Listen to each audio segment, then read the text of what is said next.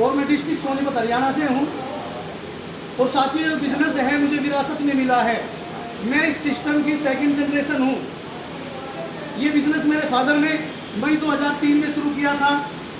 उससे पहले मेरे फादर एक मोटर वाइनिंग करते थे और मोटर वाइनिंग के काम से मेरा जो परिवार था उसका गुजर बसर इतना अच्छा नहीं चल रहा था, क्योंकि मेरे परिवार में 5 बहनें।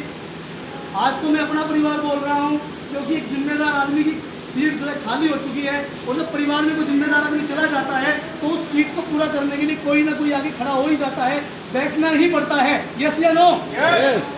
तो मेरे फादर जिम्मेदार थे, उस समय काम करते थे। 5 बहनें, मैं एक भाई, मम्मी पापा और दादी जी भी थी हमारी। और क्या होता था कि दादी जी की उम्र ज़्यादा होने की वजह से वो बीमार रहते थे और उनको जब दवाई दिलानी पड़ती थी, कई बार पापा के पास पैसे नहीं होते थे। बड़ी ही दिक्कतों के बीच में, बड़ी ही मुश्किलों के बीच में जीवन चल रहा था। और एक बड़ी समस्या उसके बाद इंतजार कर रही थी हमारा। वो क्या? जैसे ही परिवार बढ़ रहा था, टाइम निकल रहा था, टाइम निकलता जाता और हमें लगता है कि कुछ समय के बाद कुछ अच्छा होने वाला है, लेकिन गारंटी है क्या कुछ? नो। केवल एक उम्मीद है और उम्मीद के दम पे हम चलते रहते हैं, लेकिन अच्छाई की जगह पे हमारा बुराई भी इंतजार करती है, कुछ कमियां भी हमारा इंतजार करती है। यस या नो? यस। लेकिन ना तो मैं उसको बुराई कहूँगा, मैं तो केवल एक अच्छाई कहूँगा, परिवार की जिम्मेदारी कहूँगा।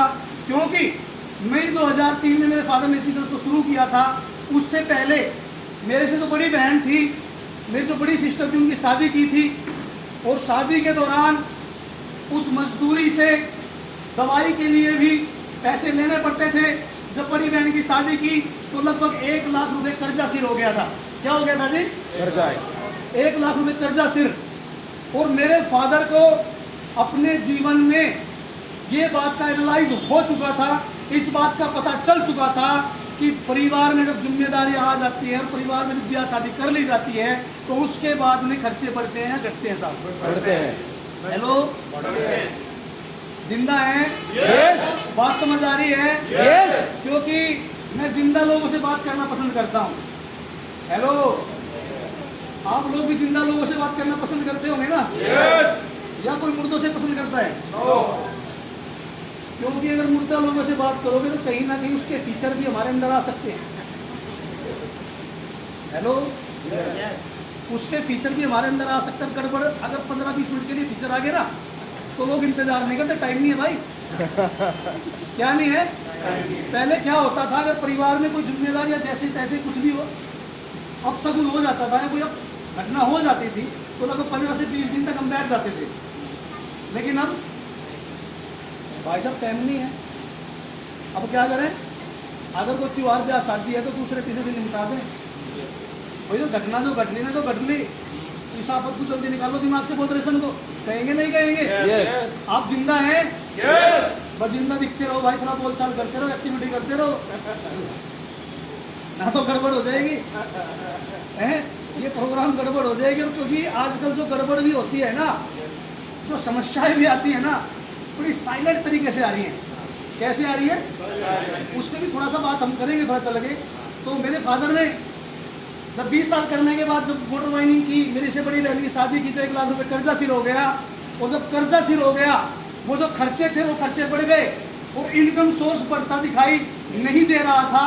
और जीवन इस कश्मकश में निकल रही थी कि आगे जीवन का क्या होगा, आगे जीवन कैसे चलेगा। अभी 3-4 लड़कियां और हैं, एक लड़का भी है, घर भी बनाना है, तो आगे जीवन कैसे चलेगा? क्योंकि अपने जीवन का बहुमूल्य जो टाइम था, जो जवानी का समय था, वो लगा करके पूरी मेहनत करने के बाद भी सतर क्या बना, लक्ष्य क्या हुआ, टारगेट क्या मिला? 1 लाख रुपए कर्जा सिर हो गया था और जीवन चलना दिखाई नहीं दे रहा था। जीवन में मौत दिखाई देती थी, आगे जीवन दिखाई नहीं देता था। उस समय ये सिस्टम, ये गॉड गिफ्ट, ये खुदा का भेजा हुआ तोहफा, ये आरसीएम बिजनेस जिसके लिए शब्द हमारे पास नहीं है, ये हमारे जीवन में आया और मेरे पिताजी ने इस बिजनेस को शुरू किया। Hello, yes. मेरे पिताजी ने इस बिजनेस को शुरू कर लिया, जैसे जानकारी दी गई होगी ऐसे ही कर लिया गया होगा क्या? no. ऐसे किया गया होगा क्या? no. नहीं, क्योंकि भगवान ने हमारे दिमाग के अंदर एक फीचर डाल रखा है। जब भी कोई नई बात आती है तो उस पर शक करिए। क्या करिए? शक डाल रखा, सभी को डाल रखा होगा। yes. जितने साथी आज आरसीएम में हैं, चाहे वो छोटे लेवल पे है चाहे वो बड़े लेवल पे है, सबके अंदर ये फीचर है। जब कोई जानकारी आती है उस पर शक किया जाता है। मेरे फादर ने भी शक किया, लेकिन उन्होंने जो शक किया उस पर जानकारी लेने के लिए किया।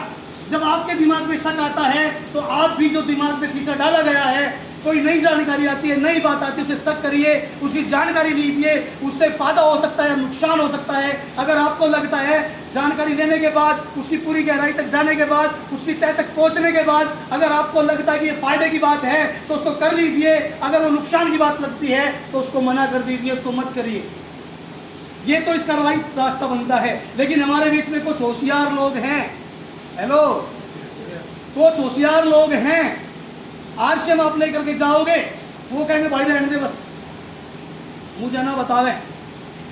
ये तो वही मैंने सुना था, मुझे बहुत सारे दिन पहले बताया गया था, लेकिन मैंने सुना नहीं था। जब भी, हेलो, जब भी नहीं सुना था।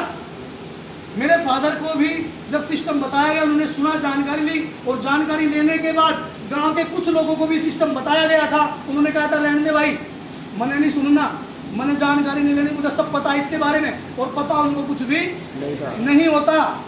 एक बीमारी है हिंदुस्तान के लोगों में, अग्रेसिया। क्या है जी? अग्रेसिया। अग्रेसिया का मतलब है उसको पता कुछ नहीं है, लेकिन ये पता है कि मुझे सब पता है। हेलो, सब लोगों को ये बोलेंगे, जब आप लेकर के जाओगे सिस्टम को, बोलेंगे मुझे सब पता है। पूछेंगे बता दे भाई क्या पता है, भैया भी मुझे पता नहीं क्या बताना है। हेलो, तो जब सिस्टम के बारे में बताया गया उन लोगों को, सिस्टम की बात की गई, तो कहते हैं नहीं भाई मुझे सब पता, मुझे नहीं बताने की जरूरत है। 10 साल के बाद जब मेरे फादर को बोलते थे वो लोग, मुझे जानकारी का पता है लेकिन मैं नहीं करूंगा, तू कर ले, जब तेरी गाड़ी आ जाएगी, तेरी लाल बत्ती वाली बोलते थे। हेलो, गाड़ी नहीं बोलते थे। जब लाल बत्ती वाली आ जाओगी ना, जब बैठ लेंगे और जब हम करके दिखाओगे बिजनेस। अब हुआ क्या, मेरे फादर ने इस बिजनेस को सीखा, समझा, और डायरेक्ट भीलवाड़ा तक जाने के बाद, इस सिस्टम को गहराई से समझने के बाद और अंतरात्मा तक समझने के बाद, उन्होंने इस बिजनेस को देखा नहीं, ना ही किया है, उन्होंने अंतरात्मा से इस बिजनेस को जिया है। और जीने का मकसद ये रहा, जीने का टारगेट ये रहा मेरे फादर का कि 7 साल के बाद, 5 साल के बाद इस सिस्टम से 4 पहिए की गाड़ी उस परिवार में आती है जो परिवार गांव में गरीबी में नंबर 1, गांव के गरीबी में नंबर 1 घर हुआ करता था।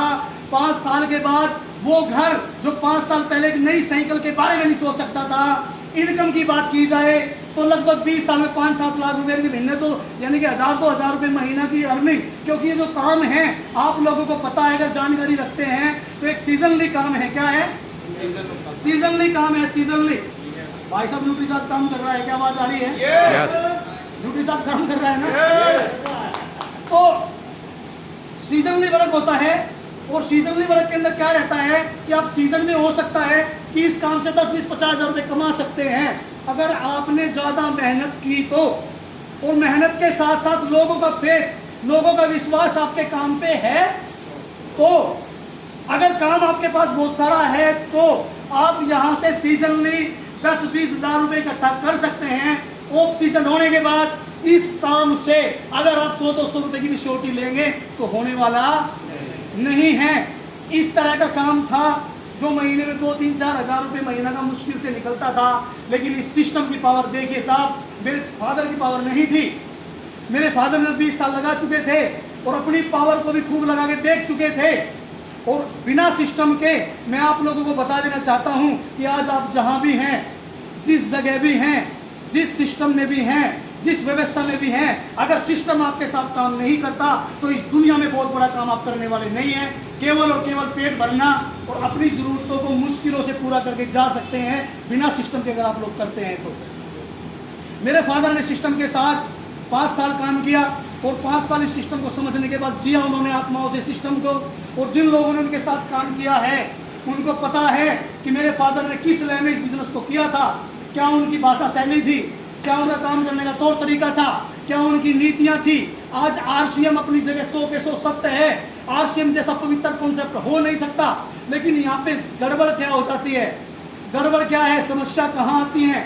समस्या ये है कि आरसीएम एक सिस्टम है, लेकिन इसको चलाने के लोग, इसको चलाने के लिए कुछ सातिर और होशियार लोग आते हैं। वो सिस्टम को सिस्टमेटिक से नहीं चलाते, वो सिस्टम में अपना दिमाग लगाते हैं, अपने दिमाग से लोगों के साथ में कुछ ना कुछ उतराव चढ़ाव चीटिंग करते हैं, लोगों के साथ कहीं ना कुछ ठगी करते हैं, सिस्टम के साथ कुछ ना कुछ मजाक करते हैं। इसी वजह से वो सातिर और होशियार लोग कहीं ना कहीं सिस्टम को बदनाम करते हैं, और कुछ समय के बाद ऐसे पवित्र सिस्टम से, या ये पवित्र सिस्टम उनको लात मार के इससे सिस्टम से बाहर भगाता है, और वो सिस्टम से बाहर होकर के कुछ नहीं कर पाते। एक बात है सतीश पंडित जी की। सतीश पंडित जी का नाम कितने लोगों ने सुना है? तकरीबन जो आरसीएम के साथी हैं, वो एक ऐसी